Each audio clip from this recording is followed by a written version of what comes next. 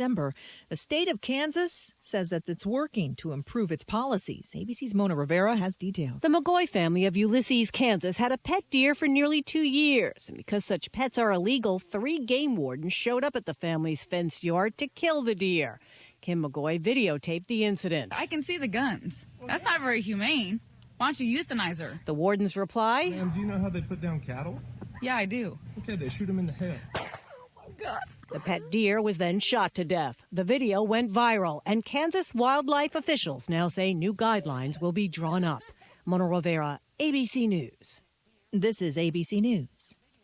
After a busy day, you look forward to the comfort of a good night's sleep. But is your current mattress measuring up? Are you experiencing comfort that cradles, supports, and cools? Serta created the iComfort Hybrid mattress to deliver exactly this. Redesigned from the inside out, the Serta iComfort Hybrid intelligently responds to your individual needs without you needing to do anything. No buttons to press, no adjusting. Simply immerse yourself in Serta iComfort Hybrid. It's comfort reimagined. I'm Michelle Franzen, ABC News. From the KMET Weather Center for Beaumont on the Pass area this afternoon, on a mostly sunny skies at a high 57, but winds to 20 miles an hour. The other departing County tonight with a low of 46. Sunday looks mostly sunny, our high 57, that winds to 25 miles an hour. For Martin Luther King Day on Monday, it'll be sunny with a high 57. For the Inland Empire this afternoon, we'll have mostly sunny skies, our high 63 with winds to 20 miles an hour. For the Desert Cities, we'll have mostly sunny skies, our high 65. I'm Rod Tanner for Smart Talk 1490 KMET. Hello, listeners. This is Christopher from The Christopher Show. Hey, if you missed one of our shows here at KMET, don't worry about it. You can go to our webpage, and that's KMET1490am.com. Go to the homepage, click on the SoundCloud tab, and hear any show anytime you want. The following is a paid program. Views and claims expressed are those of the program producer and are not endorsed by this station. Opinions expressed are not necessarily those of radio station KMET, its management, employees, or affiliates. And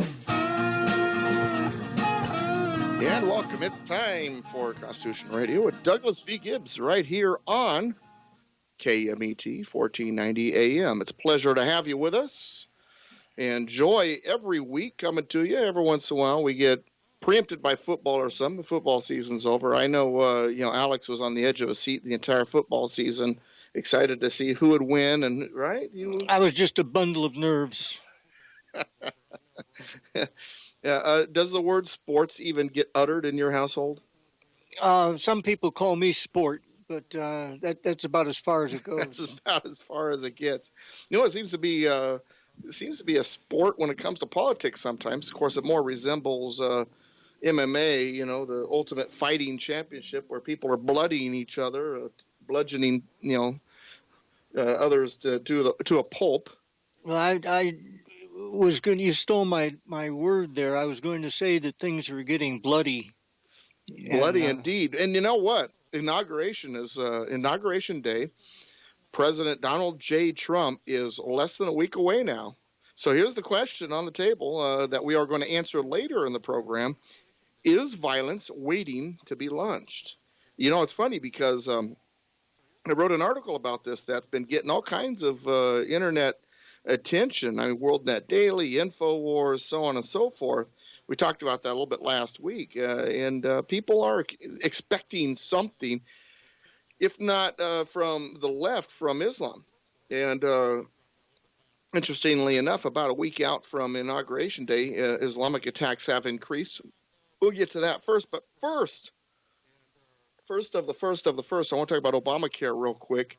And here is my opinion. Here's my feelings. Obamacare should be a top priority.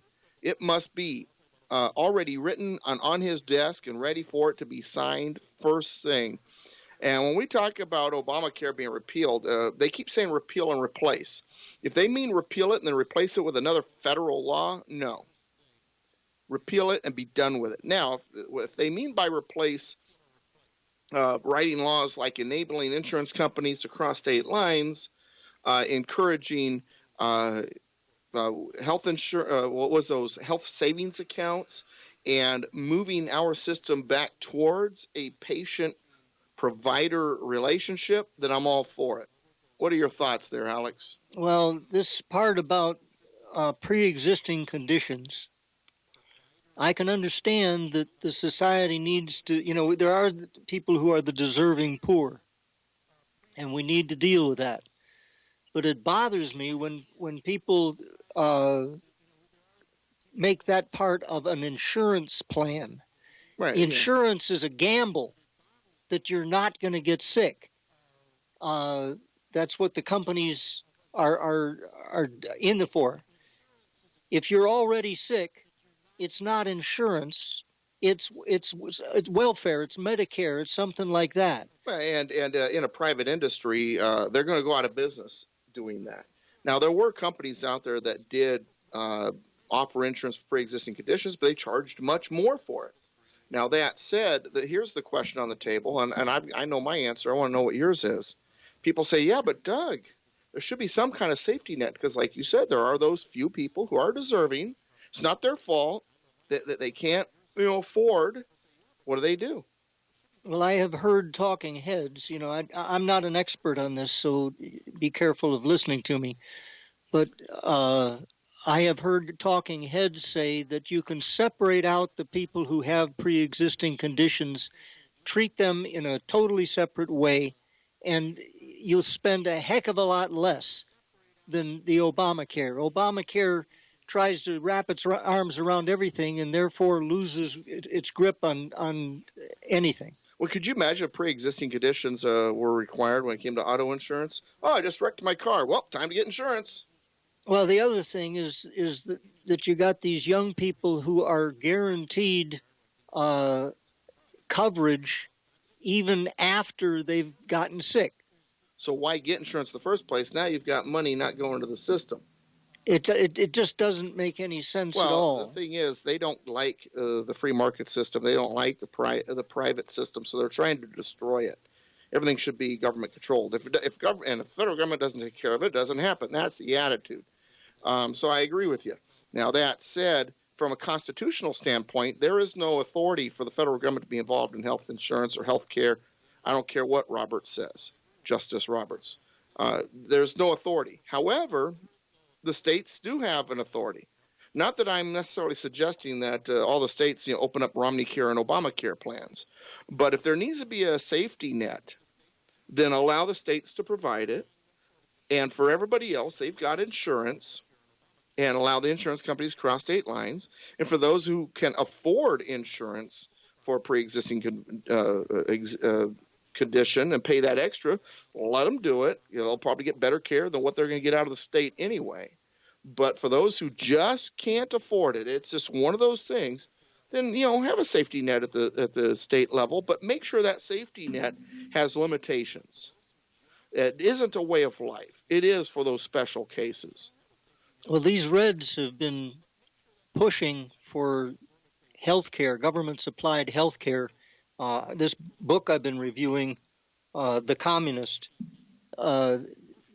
this guy, Frank Marshall Davis, was pushing in World War II for government. This is the big step towards socialism. It's the number one item. It's kind of like deinstitutionalization. Sure. The communists have been pushing for that, to let the prisoners all go for decades. It's not new. It's just that they got some success under this Obama guy. Well, individualism, private industry, the means of production outside government control, all of that is an enemy to the leftist system. And so that's what's going on. Okay, but now let's talk about ISIS and Islam for a second. First, we'll start with a little bit of something that's kind of funny, and then we'll get into the serious stuff. Have you heard of the Real Housewives of ISIS? It sounds suspicious to me. Well, you have those reality shows, and they have the Real Housewives of Atlanta and Real Housewives of the Mob or something like that. There's all those different, right? And what they do is they have cameras following around the housewives, see what their lives are really like. And then they kind of battle each other, and because they get together in a room together, and it's fun television for those that are into reality TV. I'm not. So there's this video been going around, and I'm still suspicious on whether or not it's an actual show. And it's basically a parody on those reality shows where you have these 4 women who are supposed to be housewives of ISIS. And she looks at, the images of their neighborhood is this destroyed neighborhood. The buildings are crumbling. And there's this one scene where one shows up and says, "Oh, look what I just got. I have a new jacket." And she comes in, there's like sticks of dynamite or something all over it. Then another housewife walks in and she's wearing a similar jacket with all the sticks of dynamite on it. And the third one says, "Oh, how awkward." Then there's the one where she's chained to the stove, and she says, "Hey, this is wonderful. My chain's long enough that I can almost get outside." So it's a parody. It makes fun of. It's British, by the way. And it's caught a lot of flack. But I think real comedy sometimes is funniest when it has a foundation in truth, and I think that's what this is doing. This idea of reality shows, in my opinion, has no foundation in truth. The fact that they've got the cameras in the house and they're following people around, those people are not going to act like they really act. Yeah, they act differently. Yeah, that's very true. And a lot of these shows are scripted and all that. In my opinion, true reality TV is sports. Speaking of football, baseball, and all that. Hey, by the way, we're missing playoff football today, but that's okay. That's what DVRs are for. Okay. Then we've got the child's jihad. I don't know if you heard about this or saw the images of that ISIS put out with toddlers holding the guns on, the convicted or whatnot. There's a end of the year video basically showing preteens hunting down and killing bound prisoners in an abandoned building. But that wasn't enough. Now, the Islamic State has released an even more gory follow-up with children as young as preschool age murdering prisoners tied on broken carnival rides. The video lasts about 18 minutes, showing adults training in a bombed-out building, but transitions into adults leading small children in exercises, including killing prisoners. And this shows us that Islam, indoctrinates these children from the very beginning. The image I have on Political Pistachio for it's titled Child's Jihad has a toddler-aged child aiming a handgun at the head of a prisoner tied up to a fence as another individual stands in the background. By their fruits ye shall know them, the Bible says. And this is obviously the lowest, slimiest, most evil possible activity that can possibly happen. And somehow or other, there are people recruited to this. They're attracted to this. And I wonder if, I look at what's going on TV now, the gore and the sadism and the murder and everything, the torture, and I'm thinking we're being programmed. This is not an accident. The left is trying to make us all into child soldiers. And they're trying to use Islam as an ally, and then eventually Islam figures they can control the Marxists figure they can control the Islam. We'll see. And as we approach his presidency, Islamic attacks around the world seem to be increasing. Just in the last, in recent news, we've got an ISIS hit in Jerusalem that just happened, and then we've got the Florida jihadist attack at the airport there in Florida. In the case of in Jerusalem, we've got 4 Israeli soldiers were killed, 15 were injured when a vehicle was driven, like in Nice and Berlin. But this was into all soldiers, most of them women, coming off of a bus. And the vehicle leaped up on a curb and then, while in the air, landed on a lot of these people. Then, while on top of the people, spun in reverse to make sure it ran them over even worse. That's what happened in Jerusalem. And what's fascinating about that is that the Trump administration is talking about moving the U.S. Embassy to Jerusalem and recognizing Jerusalem as Israel's capital, something that previous presidencies have not done. Well, I was just reading, as I'm always doing, and I came across a discussion of Rafsanjani, the Ayatollah, former Ayatollah of Iran, who was taken to the Patrice Lumumba University in Moscow, right, and trained in revolution. And we find that the terrorists of the 80s, they had jobs in East Berlin, and they would, on the weekend, they would go commit acts of terror. Right. So there's a union between the Marxist and the Islamists that doesn't make any sense logically, but their hatred of us, their need to spill blood is so great that they will ally with their own enemy.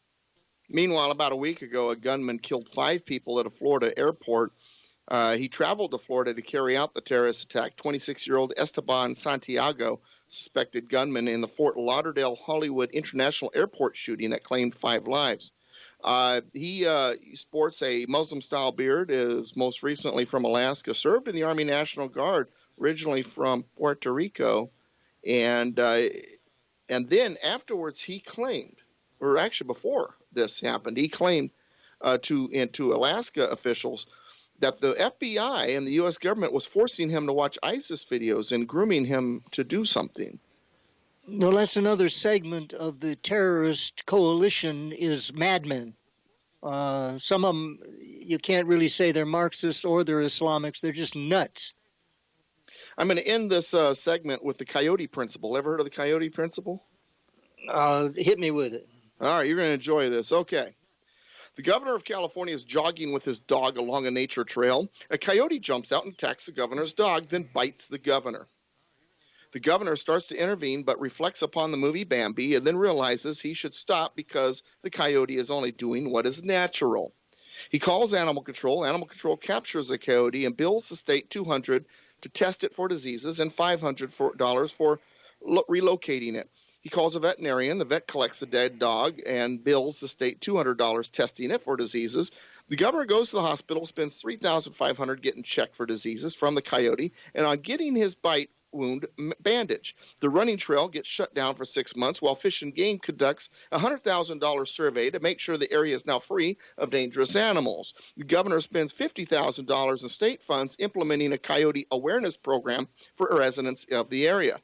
The state legislature spends $2 million to study how to better treat rabies and how to permanently eradicate the disease throughout the world. The governor's security agent is fired for not stopping the attack, and the state spends $150,000 more to hire and train a new agent with additional special training regarding the nature of coyotes. And then PETA protests the coyotes' relocation and files a $5 million lawsuit against the state. Meanwhile, in Texas, the governor of Texas is jogging with his dog along a nature trail. A coyote jumps out and attacks his dog. The governor shoots the coyote with his state-issued pistol and keeps jogging. The governor spent 50 cents on a .45 caliber ACP hollow point cartridge. The buzzards eat the dead coyote. And that, my friends, is why California is broke and Texas is not. What a fairy tale. I think it's pretty good, though. Doesn't it really? I mean, even though it's obviously it's a fictional story, doesn't it pretty much lay out what the difference between the left and the right here? I must be doing something right in my study program because the last 2 things I wasn't sure I knew about, I had already seen. So apparently the word is getting out. Our side is getting presented. All right. When we return, I'm going to tell you about how we have lost Roy Innis Sr., the national chairman of the Congress of Racial Equality. I'm going to tell you a little bit about something called Liberty Untapped, which will be happening Monday night in Norco. Then we're going to talk about a Leftist Conundrum and the Communist, the book by Paul Kingor, which our good friend Alex will be going over with us. So stay with us for all of that during the second segment after this break.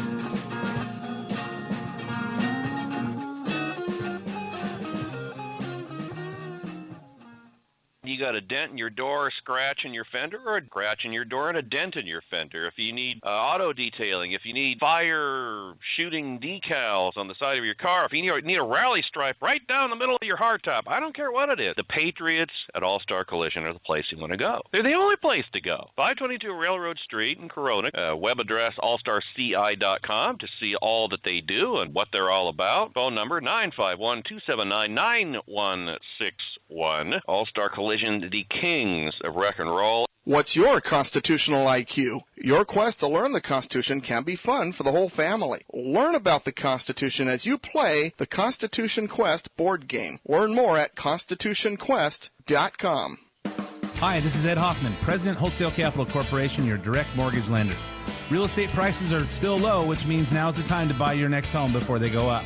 Whether it's a home to live in, a vacation house, or an investment property, we can meet your mortgage financing needs to help you realize the next phase of your American dream. At Wholesale Capital Corporation, we make sure you get a loan that you can afford with terms that work for you. Wholesale Capital welcomes FHA buyers, conventional buyers, jumbo loan buyers, and we proudly help the U.S. military veterans take advantage of the zero down payment VA loan program. Nobody treats veterans better than Wholesale Capital Corporation. Seniors, if you're interested in creating an additional stream of income or just making your mortgage payment go away with a reverse mortgage, Wholesale Capital would love to help you. To speak with a loan officer who has your best interests in mind, call Wholesale Capital at 855-640-2020. That's area code 855-640-2020. Wholesale Capital Corporation, where we can close.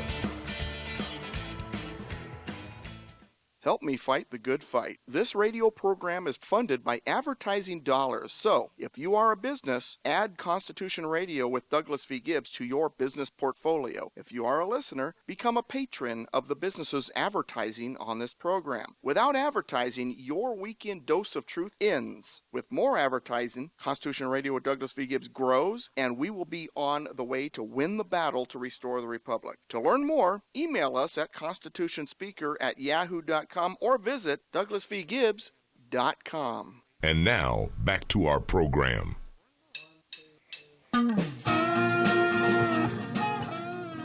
Welcome back, Constitution Radio with Douglas V. Gibbs, right here on KMET 1490 AM. I am Douglas V. Gibbs. Learn more about me at douglasvgibbs.com.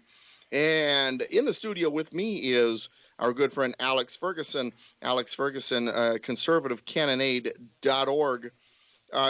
Alex, we lost a very important individual this week, and I know that usually the internet is abuzz when we lose a famous star, and we did lose some very important names in 2016 and early 2017 so far. But a name that we lost just earlier this week that really meant a lot to me is a gentleman by the name of Roy Innis. Now, while I never had the opportunity to personally meet Roy Innis Sr., I felt like I knew him well due to my growing role as Director of Civics and Constitution Studies with the Congress of Racial Equality, or CORE.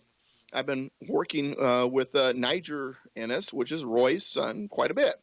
Roy Innis has always been seen as an anomaly in the civil rights movement. Rather than take a Marxist position or be a violent activist striking out against the man, he preached a more conservative message, individualism, and taking responsibility while accepting consequences. That was his missive, a message that was unexpected by his civil rights contemporaries. Roy Innis has repeatedly called for returning to the nuclear family by bringing dad home and eliminating dependency upon welfare programs and stopping the destructive practice of abortion. He has also taken a conservative stance on energy, climate change, and the constitutional role of government. In fact, I have a copy of his book, Energy Keepers, Energy Killers, The New Civil Rights Battle, in which his son Niger signed for me in lieu of his father. And I actually had planned to have Roy on this radio program to discuss arguments he presented in the book in the near future. But on January 8th, we lost Roy Innis Sr. to complications from Parkinson's disease. He was the national chairman of the Congress of Racial Equality, had been since 1968.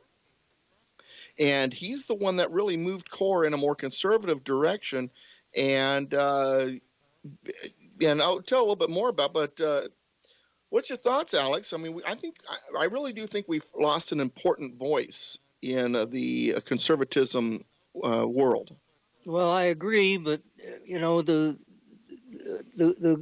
people that go back to God, they have their message to carry, and they've done their work, and they deserve their rest and their reward. The rest of us, it's up to us to carry on. Well, and CORE, under the leadership of Roy Innis, had focused on education and job training.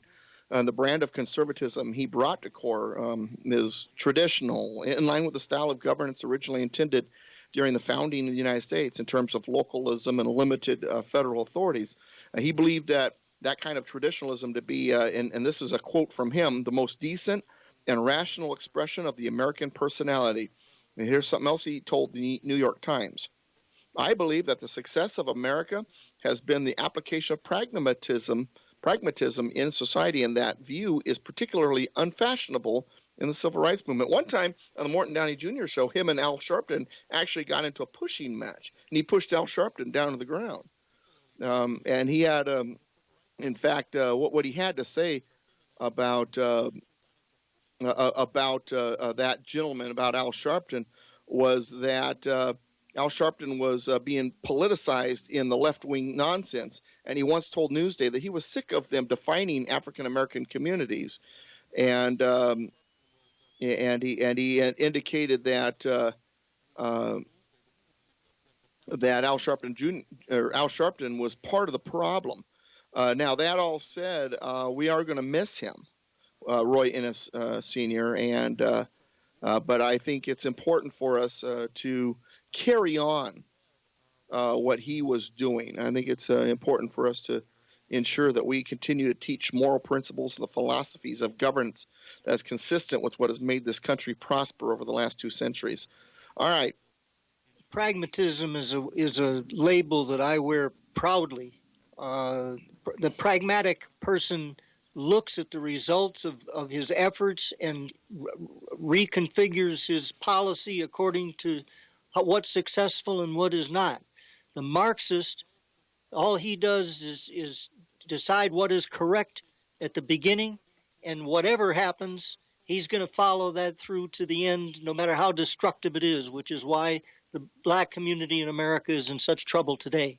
Listeners, I want you now, let's shift gears here. I want you to go to libertyuntapped.com when you get the chance. Liberty Untapped, and they are presenting The Distortion of History. Liberty Untapped is the brainchild of a good friend of mine, John L. Hancock. And on Monday night, Sons of Liberty L-Works, let me repeat that, Sons of Liberty L-Works in Norco will be hosting The Distortion of History, presented by best-selling history author John L. Hancock. And what John will talk about is he will expose how a distorted version of history has come to dominate academia and the education system in the Western world, the impact of identity politics on how history has been taught, how to recognize and counter distorted history, essential especially for parents, why understanding proper history is crucial to a free society. As Thomas Jefferson so wisely wrote, if a nation expects to be both ignorant and free in a state of civilization, it expects what never was and never will be. The end of ignorance starts here. Please join John Hancock on Monday night, January 16th. I will not be able to be there. I have my own meeting in Temecula that I'm going to be attending. Birth Choice Temecula. I'm a member of their board, and they're having a board meeting. But Monday night, January 16th, 6 p.m., Sons of Liberty Ale Works, 1780, that's 1780 Town and Country Drive in Norco. Free admission. Seating is limited. First-come basis. Have their fantastic beer they brew right there on the site. Any addition? Well, this plays right into my game here today. These book reviews that I've done, the material that I've written, even the poetry that I've put together, is based on the fact that our academics are lying to us. Mm-hmm.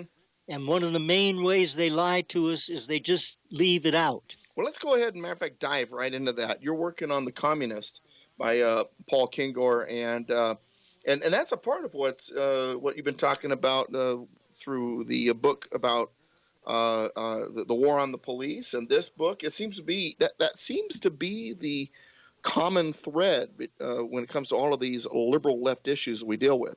Yeah, the financial crisis of 2008, as an example. I wrote that 13-page paper on that, which, by the way, is on my website now, and the new stuff is on my website at conservativecannonade.org.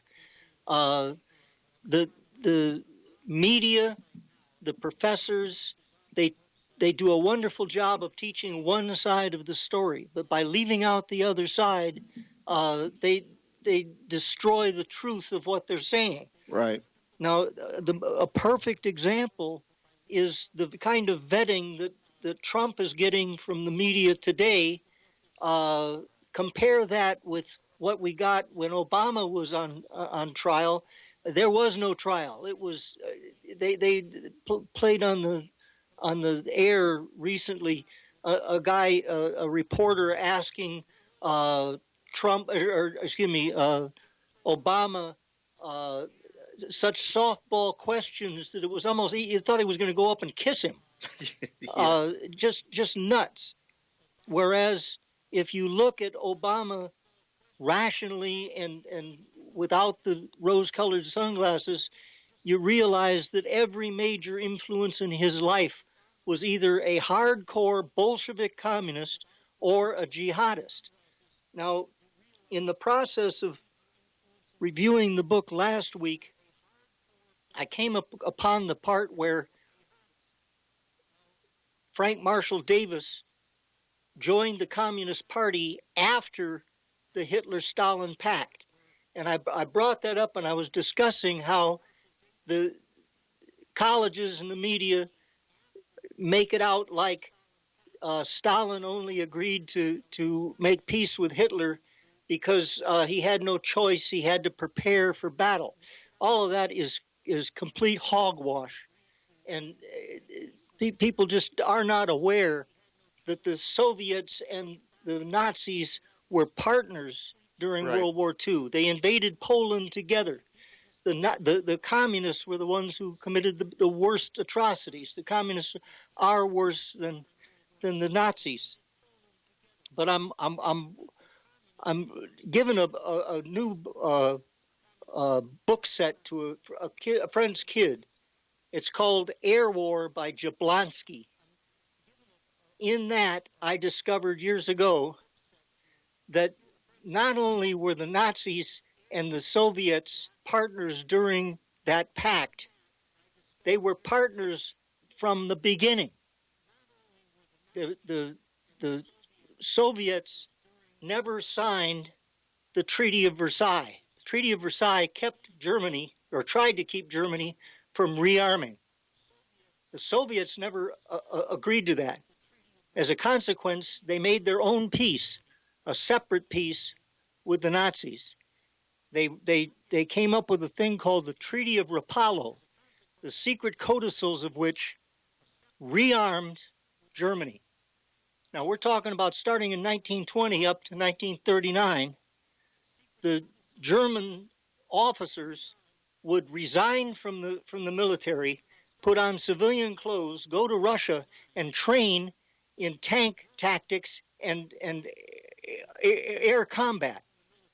The Russians, the Russians developed and built tanks and aircraft and artillery for the Nazis all through that period.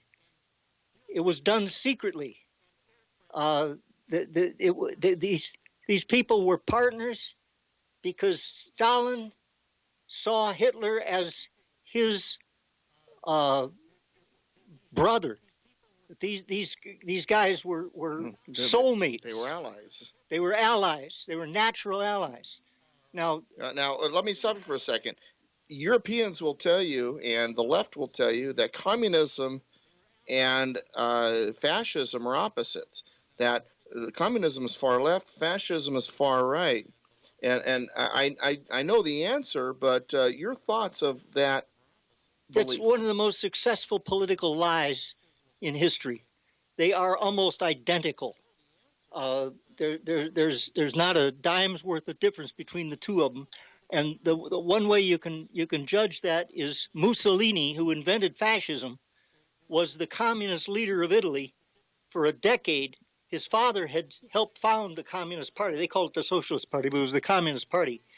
The only reason that, according to his widow in her biography of Benito, the only reason that he turned against Lenin, who was a personal friend of his, was that Lenin wanted to exercise control over the international communist movement. It had to be beholden to Russia. And Mussolini developed National Socialism rather than international socialism. But he never gave up his socialist ideas. It was the same system, just under a different name, and he was following Lenin's 1921 new economic policy. It's just kind of in the weeds, but Lenin had realized that socialism won't build prosperity, that he had to use the capitalists to build prosperity. And that's the key difference between the fascism, communism, if there is any difference, is that communism controlled and actually owned the means of production, but in the fascism system, the private industry maintained their ownership. It's just they were regulated to the point of control. Technical ownership is what they had. Right. Now, when a movie came out called you rarely see a movie that tells the truth coming out of Hollywood. Some of the Clancy movies are truthful. Air Force One was actually truthful. But you look at A Sum of All Fears, they changed the villains in those from jihadists to Anglo-Saxon fascists. So you're saying originally in Sum of All Fears book, it was... In the book, it was Muslim jihadists? Muslim jihadists, but they had to change that because you don't dare name your enemy. Well, you don't want to make the Muslims mad or insult them. You don't want to insult them. Group now. Yeah. Well, a movie. I'm looking at a movie that came out about 2001 called "The Enemy at the Gate," and it was about the Battle of Stalingrad, and it focused on a sniper who was the hero of the battle. He killed so many people, it's hard to believe. But in the process, he had a partner who had stainless steel teeth. And the guy said the reason he had stainless steel teeth was that the KGB or whatever, the authorities, had knocked his teeth out because he had collaborated with the Nazis. He says, they ordered me to collaborate with the Nazis. We, up until the Spanish Civil War, we were partners with the Nazis, and then they knocked my teeth out for doing what I was told. Okay, well, that is the first and only time I've ever heard anybody discuss that issue. And I thought to myself at the time, what kind of review is he going to get in the LA Times? Well, Kenneth Turan, who was the Times critic, he wrote a review called Bullets and Balalaikas in the Night. He absolutely trashed the movie. He attacked it. He belittled it. He smeared it. And it's obvious that it's because it went against what he believes in.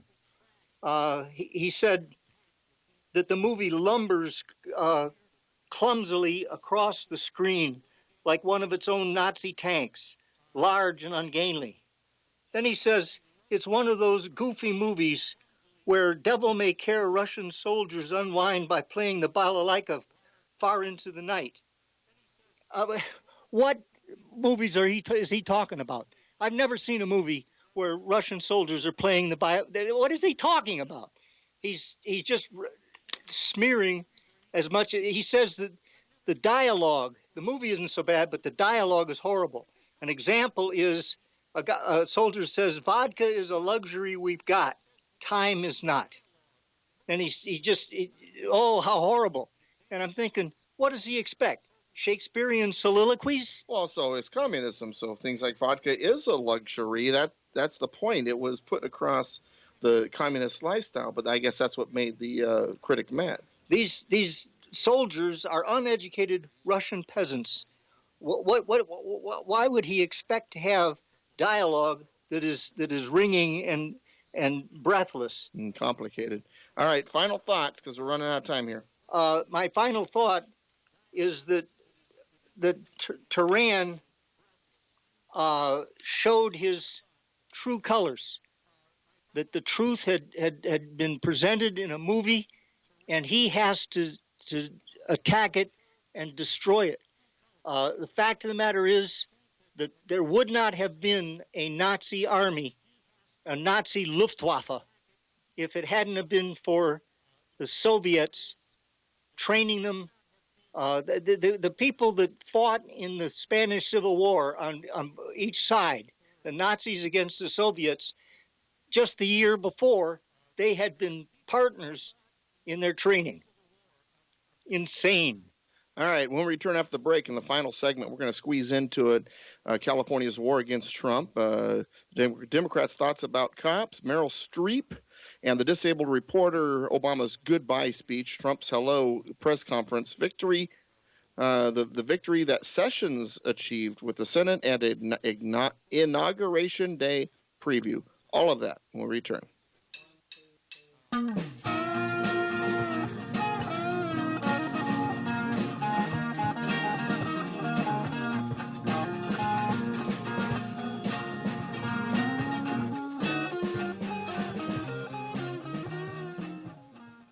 The true patriots of AllStar Collision have been proudly serving the Inland Empire for over 20 years. Built on honesty, integrity, quality, and old-fashioned customer service, we offer lifetime warranties for our work, and every vehicle serviced by AllStar Collision is washed, detailed, the headlights polished, fluids are checked and topped off, safety checked, and returned in showroom condition. We offer free estimates, are approved by major insurance companies, and accept all claims for all cars and trucks. We use computerized frame straightening to factory specifications, offer fiberglass body repair and paint, free local pickup and delivery, and after-hours towing. Mention this radio program at drop-off and receive $100 off or a free rental car for up to 5 days during your repair. Visit us at allstarci.com or at 522 Railroad Street in Corona. Call us at 951-279-9161. We are the kings of wreck and roll.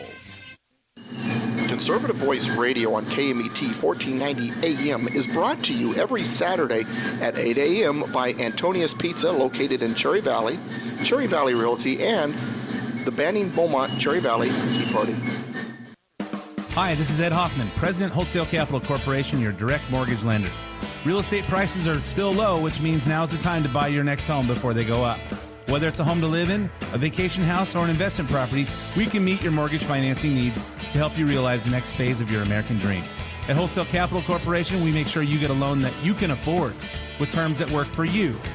Wholesale Capital welcomes FHA buyers, conventional buyers, jumbo loan buyers, and we proudly help the U.S. military veterans take advantage of the zero down payment VA loan program. Nobody treats veterans better than Wholesale Capital Corporation. Seniors, if you're interested in creating an additional stream of income or just making your mortgage payment go away with a reverse mortgage, Wholesale Capital would love to help you. To speak with a loan officer who has your best interests in mind, call Wholesale Capital at 855-640-2020. That's area code 855-640-2020. Wholesale Capital Corporation, where we can close. Check us out online at KMET1490am.com.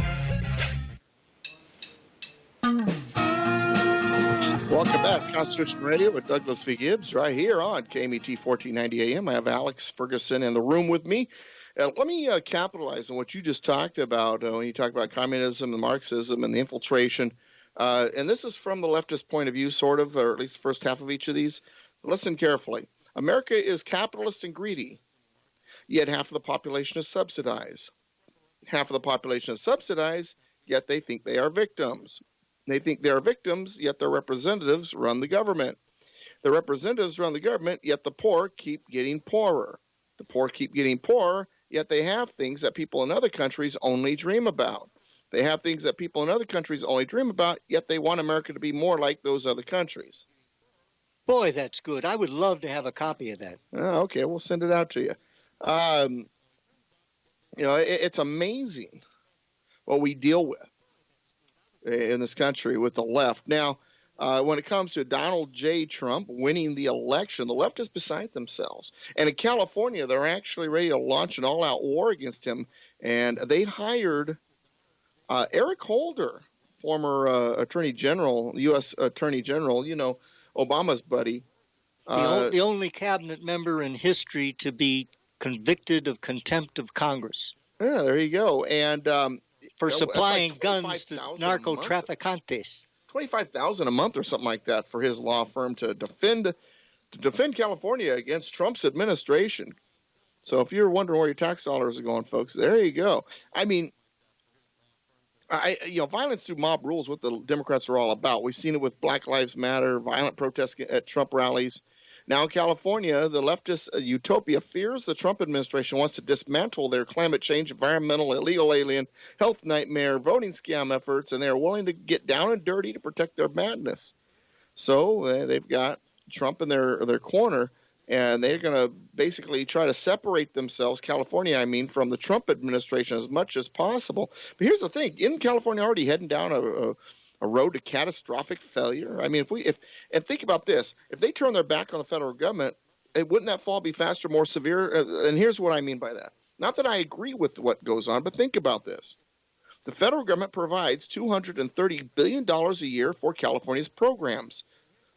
Federal tax dollars pay the majority of the funding for California's health and welfare programs. I'm not saying it's good or constitutional. I'm just simply saying that if the Democrats want to keep their utopia funded, wouldn't picking a fight with Trump, well, I don't know if that's necessarily in their best economic interest. These people do not operate rationally. They operate according to political correctness. So again, they're misdirected. Well, and to protect their narrative. And sometimes they don't realize that they're exposing who they are. I'll give you an example. Violence against police in the United States has been instigated by the Democrats, but they don't see it.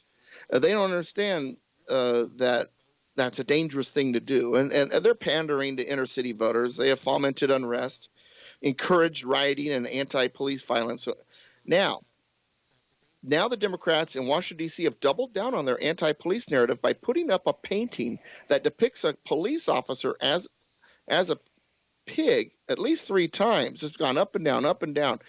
Democrat Lacey Clay, a member of the Congressional Black Caucus, is the one that keeps hanging the painting back up. First time, California Republican Representative Duncan Hunter, I'm a fan of Hunter, by the way, personally removed the painting, saying he was angered by his depiction of the police, and then gave it back to Clay. Clay then put it back on the wall. Then the next one, after Clay put it back on the wall, Colorado Representative Doug Lamborn took the painting down. He took it to Clay's office, told the Democrat congressman that it doesn't belong in the Capitol. Clay rehung it again, saying that it was wrong and inappropriate to take down the image. Now, understand that what's in this painting here. It is a painting of a police officer depicted as a pig in uniform, aiming a gun at an African-American protester. Above the scene, 2 birds, 1 black, 1 white, fight. Beside them, an African-American protester holding a scale of justice as he's crucified. Is this appropriate at Capitol Hill? Back during the Harold Washington administration, the first black mayor of Chicago, there were Mapplethorpe homoerotic, supposedly art productions that depicted horrible, obscene, anti-Christian stuff with Mary being depicted obscenely. Jesus his crucifix is immersed in a jar of urine, all that kind of stuff. Well, somebody put up at the Art Institute, they put up a picture of Harold Washington with his butt hanging out that was very uncomplimentary. And that day, the police showed up, took the picture down, and it was not given back to anybody. It was destroyed. So that's their idea of freedom of speech and freedom of expression. Well, I mean, it's freedom of speech as long as you agree with them. If you don't, then you don't have it. Well, some pigs are more equal than others. Yeah, exactly. Animal Farm, George Orwell. I am waiting for the liberal left to stop being fixated on the election. Hey, do you remember after Obama won how the conservatives went out in the streets and rioted and started destroying stuff and burning stuff? I don't either. Here's the thing. The Hollywood liberals, Meryl Streep, did you see her speech there at the Golden Globes? Oh, yeah. Oh, yeah. Well, she's an intellectual, you know. Yeah. a solid historian with great Well, credits her main behind thing was she was upset that Trump could care less about a poor defenseless disabled reporter. Mind you, she's pro-abortion. That Trump didn't care about a poor defenseless disabled reporter and mocked this reporter with a movement of hands that made it look like he was acting disabled. And it turns out that's fake news. The arm waving was not a mocking of a disability. He has imitated Ted Cruz and other persons that are not disabled in the same way, using their arms in the same way, making the face. He wasn't mocking someone with a disability. That's his way of mocking or imitating, should I say, a flustered person. Unlike Meryl Streep, he's not a professional performer, so his imitation of somebody being ridiculous it did, in fact, look like it could be some kind of insult to disabled people, but in fact it was not. He didn't even remember this reporter.